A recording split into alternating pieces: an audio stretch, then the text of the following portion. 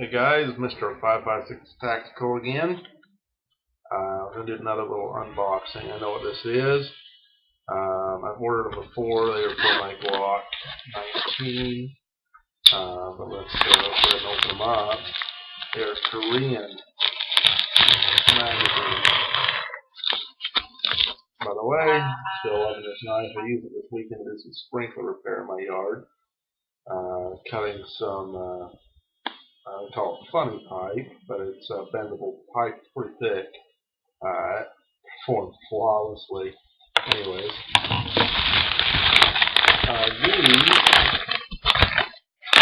I'm sure you've seen these before if you've looked for cheaper mags for Glocks. These are the Korean mags. Now, this is not my first time using these. I personally, I've got two more right here. These are both Korean mags, KCI mags. Let's flip them around. There. They look very similar to a factory Glock mag. I've got about 600-700 rounds between the two of them collectively. One of them is absolutely perfect.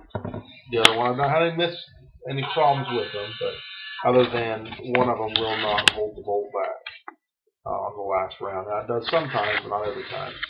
But I'm not going to open all three of these. Let's just focus on one of them here, so you can see what we're looking at. But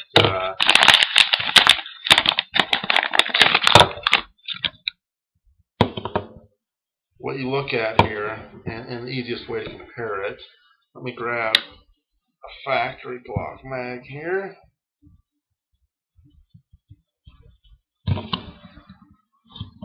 Great little mags, very comparable.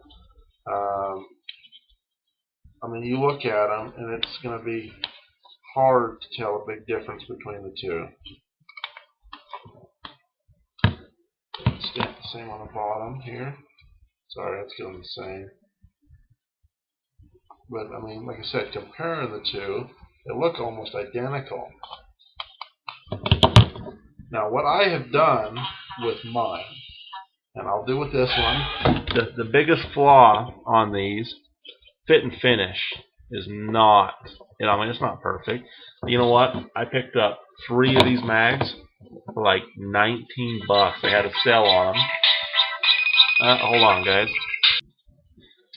Sorry about that, guys. You gotta love phone calls. Anyways, back to these mags. I've had a few. I don't remember where I was at, but I have 2 of them. I've got about 700 rounds collectively. The one doesn't hold the bolt back. I said that already. Fit and finish. That's where I was at. They are. You look right here at the top. Let me see if I don't know how well this is going to show up, but they're just a little rougher around the edges. There's some plastic here that's not been cut. They're just not perfect. But I'll take my pocket knife and trim it up a little bit, and it'll be like a brand new mag. But it's it's pretty decent. So what I do is I just take my pocket knife, do something like that. They are brand new mags anyways, but they'll be more. They won't be quite as sharp, and they look a little better. And I'm about looks as well. I'm not trying to impress anybody, but I think your biggest flaw with these are probably the springs. Between these and factory mags. I think if you put factory springs in them later on after they're, say, not holding the bolt back open like one of these are. I can't remember which one it is.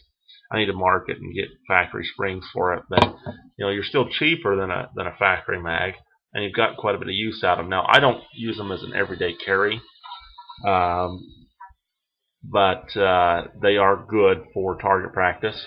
And if shit hit the fan type scenario. There's right there's 5 Korean mags that I could use as well. On top of my factory mags that I have. I've got a 33 rounder. I've got a few mags, but That's a lot of ammo, you know, stored up. Now, I love these factory Glock mags. They're just expensive, man. I don't like the fact that, you know, you spend 25 bucks and that's on sale for a factory mag. You know, I mean, you can't beat the Glock factory liability, but you know, for a range mag, these are hard to beat as well. I mean, you can see the markings on them. 9mm, they're ranged 1 through 15. The main difference between the two, other than the fit and finish, is this one does not have the Glock logo on it like this one does here. And on the bottom, rather than saying Glock, they say KCI, which, you know, it doesn't bug me really. You know, let's see if we can pull one apart real quick. I don't know if I can do it with my knife. Let's see what I have. I have my Leatherman. Let's use my awl on my Leatherman.